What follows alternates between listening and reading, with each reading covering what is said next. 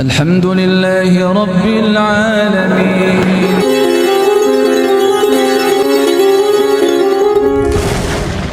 Misalkan arisan 500 ribuan 60 orang misalkan, enak kan, baru asok 3 kali sudah dapat 30 juta. Dengan kalau ada harapan seperti itu arisan, dan memang seperti itulah arisan, daya tariknya ada di situ, ini sudah haram karena ada maisir di situ, ada untung-untungan, ada judi.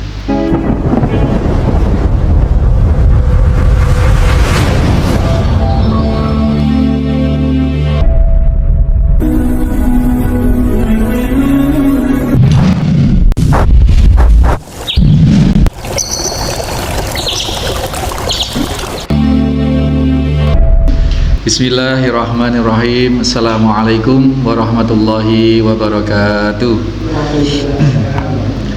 Innal hamdalillah nahmaduhu wa nasta'inuhu wa nastaghfiruh wa na'udzu billahi min sururi anfusina wa min sayyiati a'malina may yahdihillahu fala mudhillalah wa may yudlil fala hadiyalah. Asyhadu an la ilaha illallah wahdahu la syarikalah. Asyhadu anna Muhammadan abduhu wa rasuluhu wa ba'd. Ma'asyiral muslimin wal muslimat, jamaah Masjid Al-Muslimun Curah Jeru Panji Situbondo, juga segenap mustami yang saat ini menyimak kajian ini dimanapun berada, rahimani wa rahimakumullah. Alhamdulillah, Allah masih berikan kenikmatan kepada kita untuk senantiasa berusaha berproses menjadi lebih takwa. Setelah kita mempelajari muqaddimah di dalam babu fit taqwa di dalam kitab Riyadhus Shalihin karya Al-Imam An-Nawawi rahimahullahu taala, telah kita buka pekan-pekan yang lalu dengan muqaddimah yang diantaranya kita urai tentang definisi ketakwaan yang jumlahnya sekian banyak, tetapi kita ambil satu definisi yang komprehensif yang mencakup lengkap segala dari berbagai definisi itu. Antakmala bita'atillah ala nur minallah, antakruka maksiatakallah ala nur minallah. Menjalankan perbuatan-perbuatan yang didasarkan, perbuatan-perbuatan baik yang didasarkan atas ketaatan atau niat taat kepada Allah dengan prakteknya melalui bimbingan nur dari Allah Subhanahu wa taala. Ini kalau kita bahasakan dengan syarat amal soleh yang diterima itu, yang pertama harus ikhlas bi taatillah, tadi motivasinya, kemudian metodenya, penerapan dalam pelaksanaannya ala nur minallah, yakni mutaba'ah, melalui apa yang Rasul Shallallahu Alaihi Wasallam tuntunkan. Demikian juga di saat kita meninggalkan kemaksiatan, segala macam kemaksiatan pada Allah, baik kemaksiatan yang bersumber dari syahwat, ya, maksiat yang bersumber dari syahwat, maupun kemaksiatan yang bersumber dari syubhat. Kalau syahwat itu biasanya terkait dengan hawa nafsu birahi, apakah syahwat terhadap lawan jenis, apakah syahwat mencuri, ataukah syahwat ya korupsi dan seterusnya. Ada maksiat yang lahir dari sumber syubhat, yaitu melakukan amalan-amalan ibadah yang tidak disyariatkan tetapi menganggap itu baik dan menganggap itu justru kesunahan. Nah, ini syubhat. Jadi sesuatu yang sebenarnya tidak jelas bagi dia, maka dia lakukan, dan ini potensinya sangat besar untuk tersesat, ya. Jadi kita berlindung kepada Allah dari segala macam kemaksiatan, baik yang bersumber dari syahwat maupun yang bersumber dari syubhat, yang motif kita dalam meninggalkan kemaksiatan itu adalah bita'atillah, yatruka maksiatakallah ala nur minallah, meninggalkan kemaksiatan dengan atas nama Allah, ya, niat ikhlas karena takut kepada Allah, karena ingin taat kepada Allah, dengan bimbingan Rasul Sallallahu Alaihi Wasallam pensyariatan ini.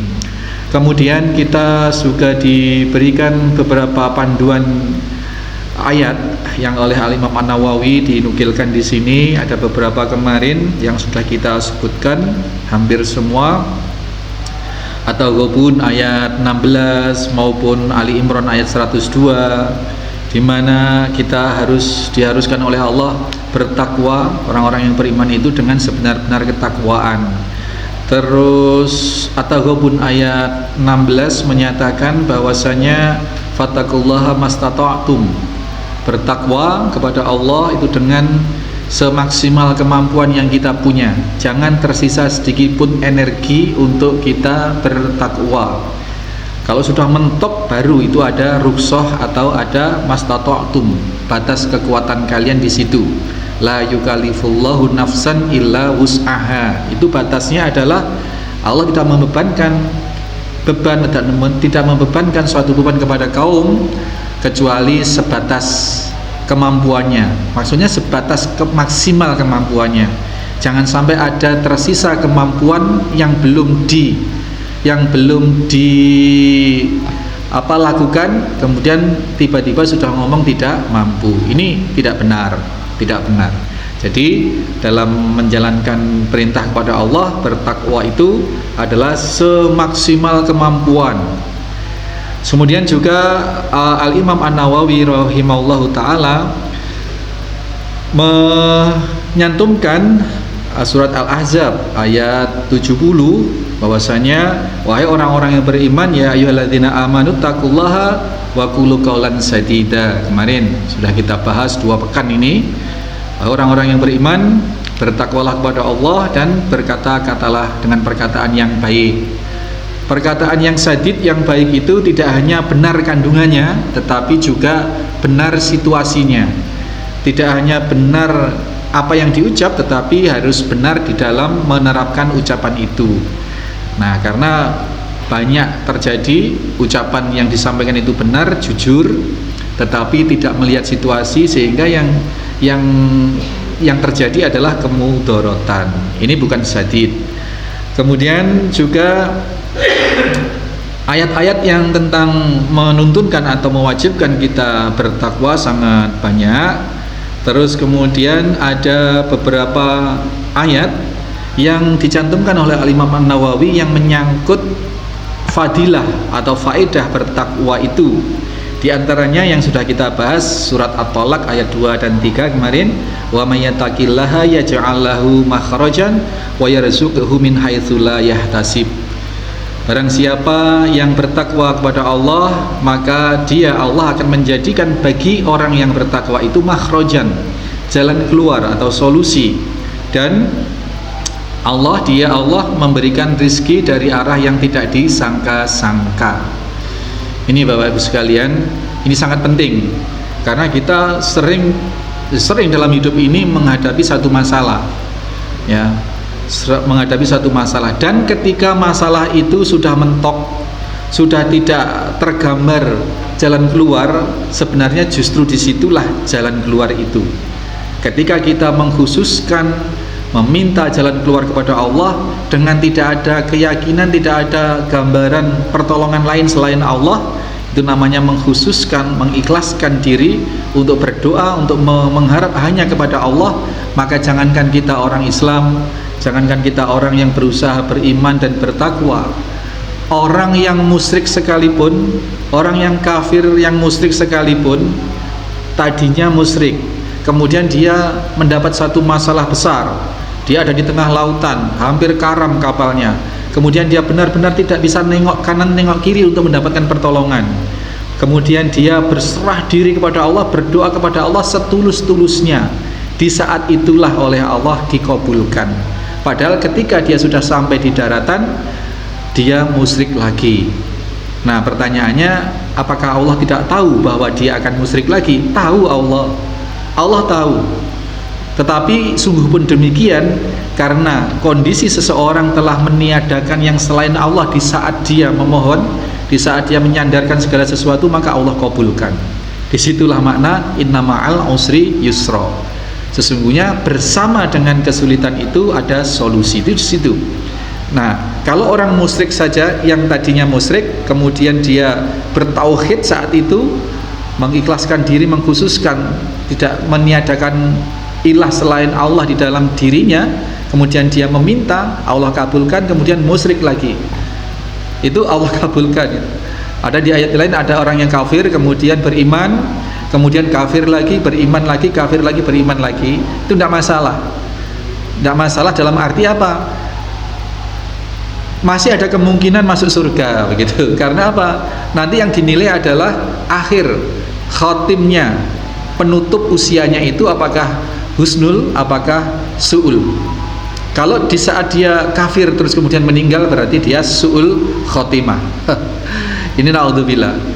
Tapi kalau kemudian dia kemudian sudah kafir, sudah Islam lagi, kafir, mukmin lagi, dan pas mukmin dia meninggal dunia, maka ada jaminan surga. Meskipun nanti bisa jadi oleh Allah masih ditimbang seberapa dosanya, seberapa pahalanya, tetapi kemungkinan, tetapi kepastian kelak akan masuk surga ada, karena meninggal dalam keadaan mukmin, dalam keadaan muslim. Ini beberapa ayat kemarin, bahwa solusi itu berada di saat ada kesulitan. Ada kisah nyata Bapak sekalian, seorang pemuda di Kuwait, ini kisah nyata. Dia mempersiapkan diri untuk menikah begitu. Dia seorang pekerja ya, yang ya punya gaji untuk ukuran kita ya sangat besar, tetapi untuk ukuran sana ya biasa-biasa saja begitu. Nah, ketika dia mengkalkulasi dananya, dia akan menikah itu dananya kurang 6.000 dinar Kuwait. 6.000 dinar Kuwait. 1 dinar Kuwait itu kalau sekarang insya Allah 45.000 Pak. Jadi berapa itu kalau dikalikan 6.000? 45.000 dengan 6.000, nolnya 6, berarti sudah juta ya. Berarti 45 kali 6 270. Jadi 270 juta kurangnya itu. Mau menikah dananya kurang 270 juta. Oh, Masya Allah, berarti ini sebenarnya biayanya berapa ya Pak ya? Kurangnya aja segitu. Kalau di situ Bondo menikah itu berapa Bu? Gratis, kadang-kadang gratis. Kemarin saya ada musrif di kita itu yang Mas Bagas itu menikah. Terus waktu pernikahan itu di video kan Pak, kemudian di-upload begitu. Nah, mantan santri saya yang di Kalimantan, perempuan, itu ketika melihat videonya tuh heran dengan menyebut mas kawin sekian gitu. Di Jawa mas kawinnya segitu ya, bisa menikah itu. Berapa begitu? 200.000 berapa begitu? Nggak tahu berapa, disesuaikan dengan angka akad nikahnya itu. Pastinya tidak sampai belasan juta-juta, nggak sampai, kayaknya hanya ratusan ribu kayaknya. Loh, kalau di dia di Kalimantan itu katanya minimal itu 25 sampai 30 juta untuk mas kawinnya tok. Itu betul nggih Pak? Oh, berarti sangat murah di Jawa itu. Di Jawa itu sangat murah untuk nikah. Nah, di Kuwait ini kurangnya saja itu 270 juta. Kita bisa bayangkan. Akhirnya anak ini ya merasa buntu sudah. Dia termasuk orang yang bertakwa, dia termasuk orang yang sebisa mungkin menghindarkan diri dari hutang. Karena di dalam hutang itu kan kemarin sudah kita sebut ya, ada dua, dalam tanda kutip ada dua keburukan. Yang pertama, apakah kalau nggak hutang Allah tidak memberi pertolongan? Yang kedua, kalau hutang itu pasti janji akan bayar minggu depan, bulan depan atau tahun depan. Pertanyaannya, apakah kita bisa jamin umur kita masih ada di tahun depan? Itu masalahnya itu. Maka hutang itu kalau tidak terpaksa, kalau nggak hutang itu mati, misalkan kalau nggak bisa beli beras sekarang, terus nggak ada yang dimintai, baru mau hutang beli beras untuk makan hari itu baru masuk akal. Nah, termasuk ibu-ibu yang suka arisan ini sekalian, mumpung nyinggung hutang, arisan itu hakikatnya adalah saling menghutangi. Sebenarnya itu juga kalau dinisbatkan kepada enak kalau arisan itu Ustaz, sama dengan menabung yang dapatnya bisa sewaktu-waktu, meskipun belum, misalkan 20.000, anggotanya 10 orang misalkan, berapa itu Pak? 200.000 ya, ini gampang-gampangannya aja. Terus dia baru ikut 2 kali kocokan sudah narik arisan, berarti kan sudah dapat 200.000, padahal asoknya baru 40.000. Nah, kalau ada pandangan seperti ini, Bu, ini sudah haram. Karena apa? Itu termasuk maisir, termasuk judi, termasuk untung-untungan. Ya, ikut arisan, siapa tahu nanti kocokan kedua kita sudah dapat 30 juta. Misalkan arisan 500 ribuan, 60 orang misalkan. Enak kan? Baru asok 3 kali sudah dapat 30 juta. Dengan kalau ada harapan seperti itu arisan, dan memang seperti itulah arisan, daya tariknya ada di situ, ini sudah haram. Karena ada maisir di situ, ada untung-untungan, ada judi di situ. Nah, kalau motifnya nabung, Bu, ya nabung saja. Uang ditaruh di bank yang tidak ada bunga-bunga seperti itu, bank syariah atau dititipkan ke siapa yang bisa dipercaya, nabung tiap bulan berapa, itu lebih aman. Ya, selain arisan itu hakikatnya adalah hutang, maka dia rawan terjerat di dalam konsep maisir tadi. Padahal dalam transaksi itu yang tidak diperbolehkan adalah riba, maisir, dan gharar. Gharar itu ketidakjelasan. Misalkan satu pohon ini ditebas sekian gitu. Itu gharar, Pak. Pasti ada yang dirugikan, pasti. Kalau bukan pemilik mangga, ya yang nebas itu yang rugi, pasti. Solusinya gimana, Ustaz? Ya kalau jual beli ya ditimbang lah. Diturunkan dulu, ditimbang. Kalau harga di pasar itu misalkan eceran itu 1 kilo 10.000, ya sudah. Kita ngasih ke dia karena dia nebas kita, ya sudah Pak, kesampean karena sampean dijual lagi, saya kasih 1 kilo 7.000. Itu lebih fair, lebih jelas. Tidak ada gharar di situ. Monggo, ini yang berprofesi nebas padi, nebas jagung, nebas kedelai, monggo, ini perlu diperbaharui ya, agar benar-benar yang kita peroleh itu halal. Arisan, Bu, arisan, monggo. Arisan ini ada yang mendalili, itu ta'awun Ustaz, saling tolong menolong gitu. Saling tolong menolong, saling meminjami, istilahnya seperti itu. Nah, itu dalam praktek-praktek seperti itu, marilah kita berusaha betul-betul clear, mensterilkan pendapatan kita dari hal-hal yang ada kemungkinan ketidakjelasan atau ada kemungkinan ketidaksucian dari apa yang kita peroleh. Ini itu untuk hutang. Nah, pemuda ini tidak mau hutang, maka dia solusinya lari ke Allah. Sebelum subuh, ya, jam 2:30, jam 3 dia bangun, kemudian sholat, dia mengadu kepada Allah. Datanglah waktu gajian. Nah, waktu gajian itu tarik ATM-nya itu biasanya 2 kali dia. 2 kali itu kalau di Indonesia berapa? Sekali tarik itu kan maksimal 2,5 juta nih. Jadi kalau 2 kali tarik itu berarti 5 juta. Nah, biasanya bulan-bulan sebelumnya setelah ditarik 2 kali itu sudah habis gitu. Nah, pemuda ini setelah mengadu pada Allah, datang waktu gajian, dia narik tunai di ATM itu 2 kali. Nah, setelah 2 kali itu dilihat struknya, struk itu ya, struk yang tercetak itu, loh, kok masih ada sisa 6.000 dinar ini? Wah, dia apa salah ini ya? Kemudian dia coba lagi, narik lagi, ternyata betul ada uangnya itu. Ditarik lagi 2,5 juta, berarti tinggal berapa itu? Dan dia langsung ke kantor bank itu. Loh, kalau kita kan enggak, Pak. Kalau kita, wah, menengah ini, foto ini, iya toh. Dia ke kantor, Pak, konfirmasi. Bapak Ibu, ini bagaimana? Saya nggak merasa punya uang ini. Apa ada transaksi masuk ke rekening saya? Kok ada sekian? Dicek kemudian, Pak, di kantor itu. Dicek, oh benar, ini ada transaksi dari salah satu desa di sana, di luar kota jauh sini, memang ada dari cabang sana. Coba kita konfirmasi ke cabang, apa betul ada yang setor ke sana, ke rekening jenengan ini. Kemudian di telepon sana, benar Pak, ada yang setor, tapi dia tidak mencantumkan nama dan alamat. Nah, ini benar-benar memang uang sudah masuk itu. Dan ini merupakan diantara jawaban dari Allah Subhanahu Wa Taala. Buah dari ketakwaan adalah yaj'allahu makhrajan wa yarzuqhu min haitsu la yahtasib. Baru 2 minggu yang lalu, Pak, kalau nggak salah, bulan lalu saya itu ya memang nggak pernah ngecek rekening.